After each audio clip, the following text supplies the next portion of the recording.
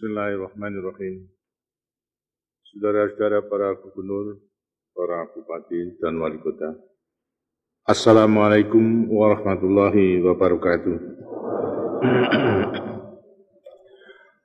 Pertama-tama saya ingin menyampaikan ucapan selamat berkenaan dengan terselenggaranya rapat kerja gubernur kepala daerah tingkat 1 dan bupati wali kota Madya kepala daerah tingkat 2 seluruh Indonesia yang baru saja selesai saudara-saudara ikuti. Hampir setiap tahun diselenggarakan rapat kerja seperti ini, namun rapat kerja kali ini mempunyai arti yang khusus karena diselenggarakannya pada saat kita sedang menghadapi tugas-tugas nasional yang penting yang memerlukan perhatian dan kesungguhan kita semuanya seluruh bangsa Indonesia. Banyak tantangan baru akan muncul dan banyak pula harapan-harapan baru yang terbuka. Kita harus cepat tanggap terhadap setiap perkembangan agar dapat memanfaatkan sebaik-baiknya setiap peluang yang terbuka demi kemajuan pembangunan bangsa kita. Rapat kerja ini hendaknya merupakan persiapan dalam menghadapi tugas-tugas yang penting dan perkembangan-perkembangan yang akan muncul nanti. 2 minggu lagi akan berlangsung sidang umum MPR. Dalam sidang umum itu antara lain akan ditetapkan GBHN yang akan menjadi haluan perjalanan bangsa dan negara kita dalam memasuki era tinggal landas. Saya percaya bahwa dalam rapat kerja ini saudara-saudara telah mendapatkan penjelasan tentang berbagai hal yang penting untuk mensukseskan sidang umum dan mengamankan pelaksanaan hasilnya nanti. Tidak lama lagi kita juga akan memasuki tahun terakhir Republik tahun 5. Setelah itu kita akan melaksanakan Republik tahun 6 yang merupakan tahap awal pembangunan jangka panjang 25 tahun kedua. Kita bertekad agar tahap baru pembangunan kita itu menjadi era tinggal landas.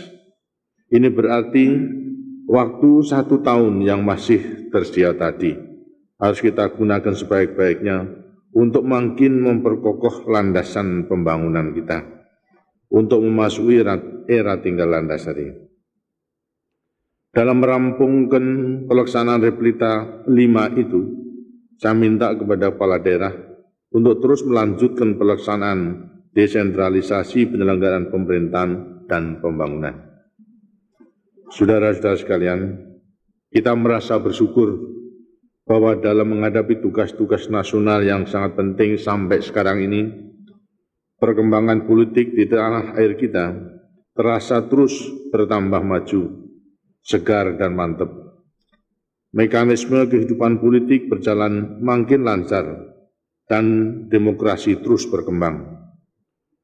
Ketahanan ekonomi kita juga terus bertambah kuat, dan agar kita dapat memasuki era tinggal landas dengan penuh percaya diri yang makin besar, maka upaya-upaya meningkatkan mutu kesejahteraan rakyat harus makin kita perhatikan.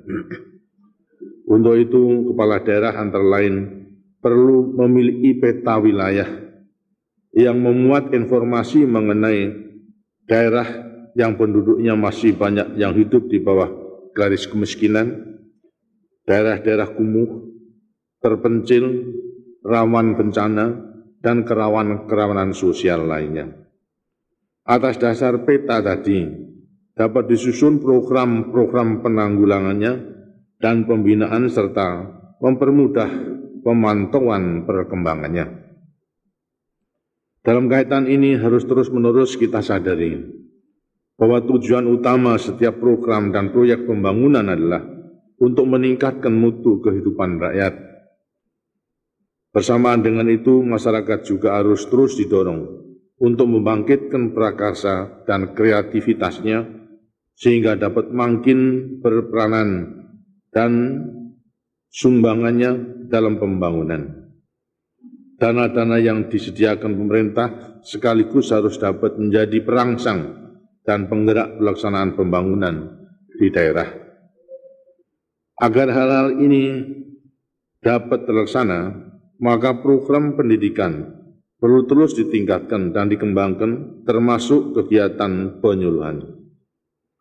Untuk itu, tenaga-tenaga pendidik dan penyuluh seperti guru-guru SD, petugas kesehatan, penyuluh pertanian, kader pembangunan desa, petugas pendidikan masyarakat, dan tenaga-tenaga teknis lainnya agar digerakkan dengan sebaik-baiknya. Lembaga kemasyarakatan yang ada dan telah tersebar di seluruh pelosok tanah air perlu terus didorong agar lebih dinamis, seperti LKMD, PKK, Karang Taruna, dan organisasi-organisasi kemasyarakatan lainnya. Dengan demikian, pembangunan merupakan kiprah besar yang melibatkan semua golongan, kalangan, dan lapisan masyarakat kita. Masalah lain yang perlu mendapatkan perhatian para gubernur, bupati, dan wali kota Madya adalah upaya meningkatkan citra bangsa kita. Upaya membangun citra bangsa ini merupakan upaya yang sangat mendasar dan erat berkaitan dengan hakikat kemerdekaan nasional. Karena itu upaya ini harus mendapatkan perhatian kita yang sungguh-sungguh. Selama berabad-abad lamanya, bangsa kita menjadi bangsa yang dijajah.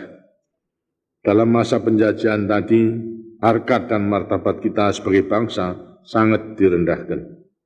Bahkan kita hanya dapat bertindak atas dasar kehendak dan persetujuan bangsa lain. Kepercayaan diri bangsa kita terus ditekan, sampai hampir hilang sama sekali. Harga diri, percaya diri, dan citra bangsa ini sangat penting, karena dalam era tinggal landas nanti, kita bertekad melanjutkan pembangunan dengan penuh kemandirian. Setelah berhasil merebut, menegakkan, dan mempertahankan kemerdekaan, kita berjuang untuk meningkatkan kemakmuran dan kesejahteraan, menguasai ilmu pengetahuan dan teknologi, serta semua segi pembangunan bangsa kita. Salah satu tujuannya adalah agar bangsa kita dapat hidup sejajar dengan bangsa-bangsa yang telah maju lainnya. Dalam rangka upaya membangun citra bangsa tadi, saya minta agar para kepala daerah betul-betul memahami dan mendalami keadaan daerah dan kondisinya masyarakat di daerahnya, supaya dapat meningkatkan citra daerah dan rakyatnya yang dipimpin. Untuk itu, para kepala daerah perlu terus meningkatkan pelaksanaan tugas, fungsi, dan peranannya dengan penuh rasa tanggung jawab. Dalam melaksanakan pembangunan selama ini, kita juga telah berhasil mewujudkan stabilitas politik yang mantap dan dinamis. Kondisi yang demikian ini merupakan hasil kerja keras kita semuanya.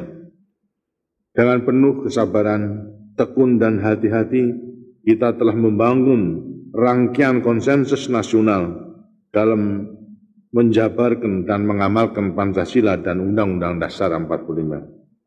Stabilitas politik yang mantap dan dinamis itu perlu kita jaga bersama-sama. Tugas utama kita untuk membangun bangsa ini memerlukan stabilitas nasional yang dinamis.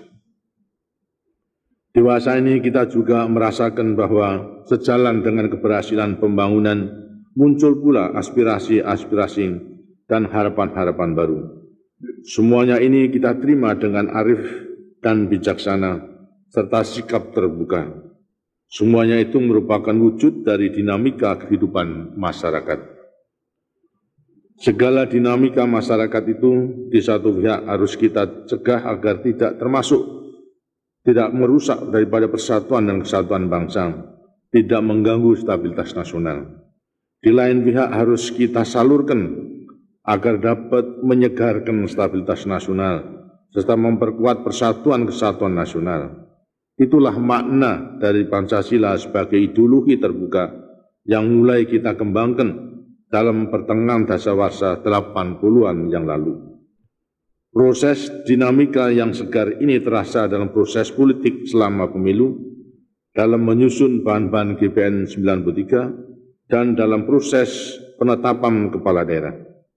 Kita semua memikul kewajiban untuk memelihara suasana yang demikian dan meningkatkannya lagi di masa-masa yang akan datang.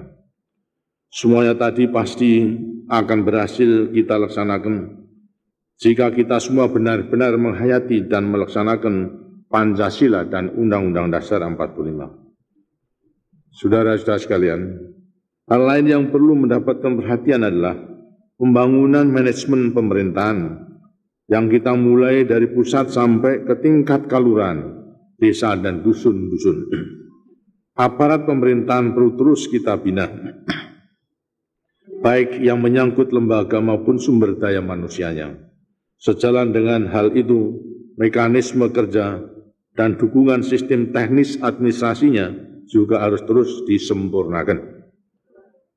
Hal lain yang perlu mendapat perhatian kita adalah pelaksanaan titik berat otonomi pada daerah tingkat 2. Hal ini merupakan salah satu kebijakan yang sangat strategis. Kebijakan ini merupakan langkah penting untuk meningkatkan peran masyarakat dalam pembangunan, untuk memperluas prakarsa dan kreativitas masyarakat, untuk meningkatkan mutu pelayanan kepada masyarakat.